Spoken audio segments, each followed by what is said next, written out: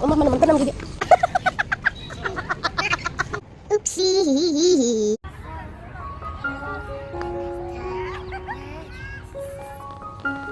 Kurumzari mayam kamdawbirige nungaina dum leiriba natro nungai leiminase video amamuk yengminarse ado aisi voice se kitang nungaitre lok thongbagi ko aduna yam sangna haijararoige ado mayam yengminarse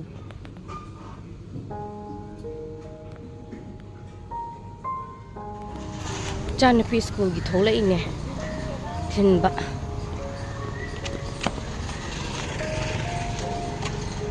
đây này ngày đi bên ngày đi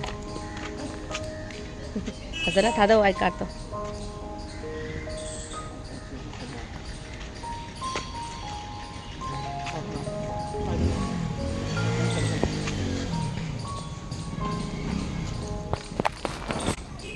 tân rồi à bro không biết cái đó bro jagi bên lại á thật ra nó tuồng qua bên mà Maramo bikwai toraga chalo to la ko mama naman ka nam gigi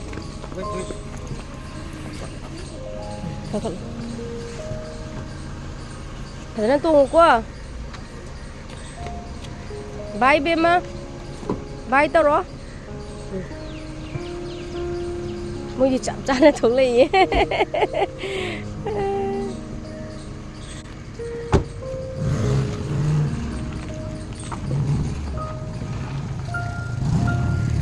Mới class 1 kumba ka bagay na bell se red party mana handri that's not your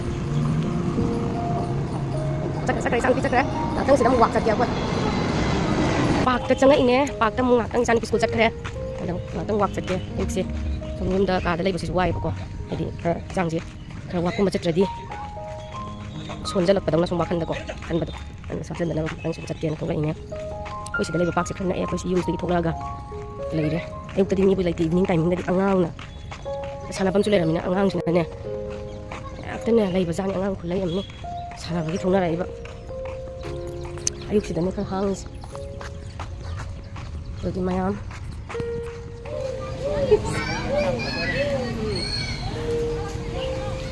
Sang paramdai gini mayam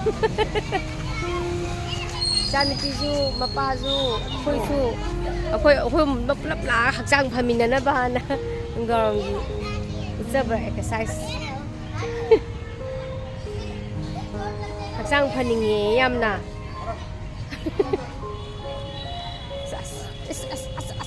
hai ka taw oda namta Hi ma'am. Hi ma'am. Hakchang phaninge hakchang phadore mayam phaninge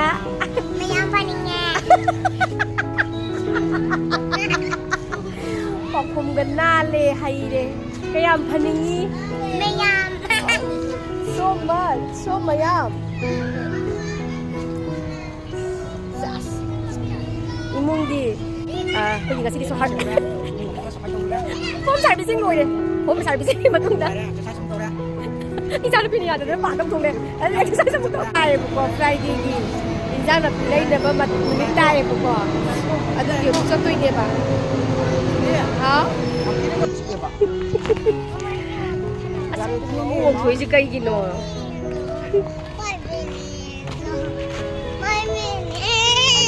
cái gì nọ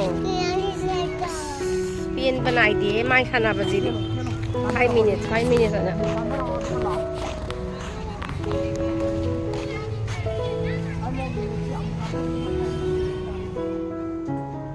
Teachers Day gi oigi madam singna masana card semba kha tamo na hai ba ko da ina khara round sembi re de si mathak se sketch pen se ma hapsari ne ba ko da jadi heire da ta heire nice mana pen sin happy re do mathak ki boundary se black nang to le ma chu to sa ba ka chama ne ko nice okay ya it's okay ke chu kai de ya ko aduga mo kat tawdu sumami taki ko how kat mayam sumaina kat balore sumaina rambadigi ngasai kano do boundary koi do adudu ne kat tawdu ne do kat tawdu sain lere Now, how do we open it? si mo ma pencil ta ko lagi sumaina hang do kanda do wahi si hang ne ko oi mai dum chalo abo ba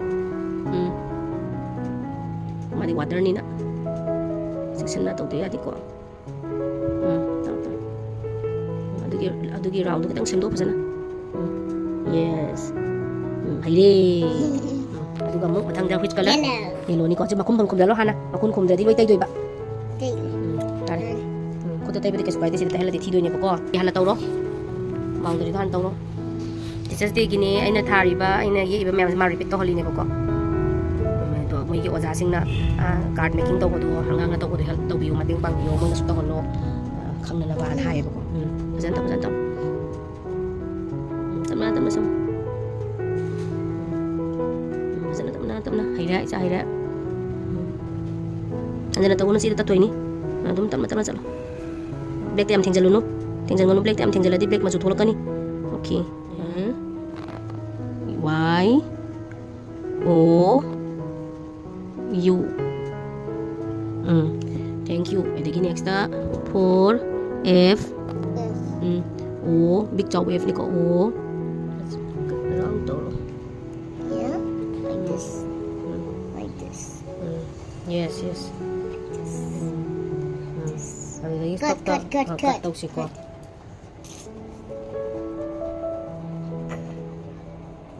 Pasal na mo press to bi siya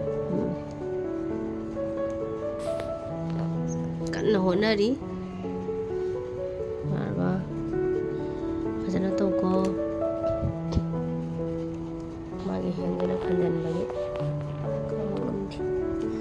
thanks my na hagalaw Oopsie. may na kita Okay. Heard it's a little boundary that. Little boundary. Heard it's a little boundary that. No boundary that he owes you now. mathang chain lak to ni dana diga next mo kapila di ko Ay, may dog minati.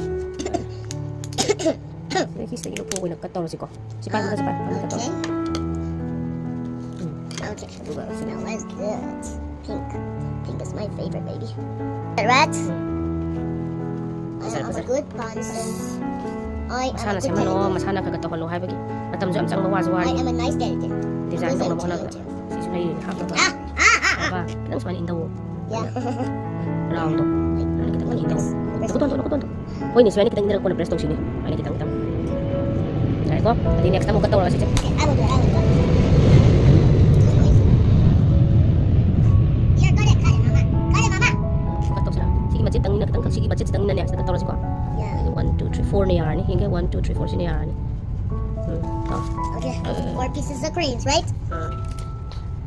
Okay. Oh no, cut this one. Okay. So that. yara ba si tangar mali ko So that. Haidi small gi kano se card se ko ani semo hai bu ko dona sembi rambaga kana sembi rambani ba do sisna kano ne ba sisna mo he class lo bu teacher do adu du ne ada aina Facebook ko sum upload jara si memory wala kan si aina ano to bilaga ra lain sa mala kato aina kato bilaga ko para si hapan bane de si su mala hapan bane mongonda duga si wahi se madi wahi ki ba sa khangji dana aduga wahi ko khangji wahi sai ni bilaga mana sketch pen mo hen bane ko si man lap sang si man do zai ni mo ju ka kato ko no ko ni help to bi hai ba ko to ko ni help to bi ba si ba hai dri wala skill ba hai dri na skill ki si na chingi na me do mana si se na je to ko bane sina mo gi teacher classroom class lo teachers to gitare sisi aduga sisna mo gi principal hai ba ko principal hai di mo study ko sister hai ko mo gi hok do ko foundation to ko ko aduga ki sister do gi ni sisna adu mayam aina hype design to bi bane ichana sisi i ko mana orange color na aga any color na ihandoi ne aina i mai wahi si i bane ko makhang di Sana nga nambi re ngasidi. Wow. Tare, pun tare. ado akhoi ding anam hai je nga macha akupado leiba tanja thok ta bai tare tanja ja dang nga akupado phangre nga akhoi achobado nga achoba habdi mayamna sanari ba normal nga se piece masa masa oina kaksare aduga sumaina semaga yangang la manam jam yamna namning ba yamnung taning ba haitare amaina seme adu tamocha na machuga thumga phadigo maruga chaisalaga sembirame ado asmanam nungsirai laingamdre video ga nambi hogre semba khotpagi ai hakchang du kitang ngai taba ado sida laire khoi nganam yangang la si ju atek banate kanghalaga thamba yumdagi poraga thamgiba adudo 실력 투어가 묵충 시즌을 왜 야기니? yani mulle manangal musi haba saneng manangaw haba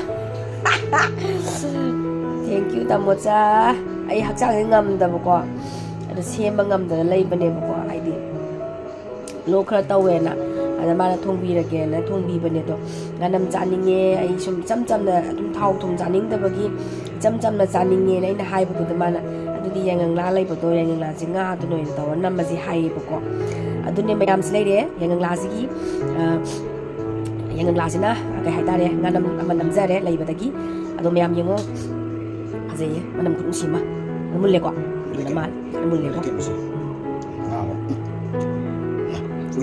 adunya ina haidra mana kang tawedra haibana yangang la manam na bunam gradi kanin to tawdamni haibdo ina nga ji ko aku pakata nang nam gadamni haiba leiti so bo sisu dum yai haiba saina piska akanda mayam ai kitang yengi tawri yes de maru kra man thopane sani man ngawre he charage he mayam ma nam si ma nam sa si yam nung si haiba nam de ma cái này chaning lay đấy chứ các bạn trong nhé yam hay cái máy tàu đôi no thà ra là thùng đồ bật thà ra là xem đồ bật yam hay đồ khere cái này hay ra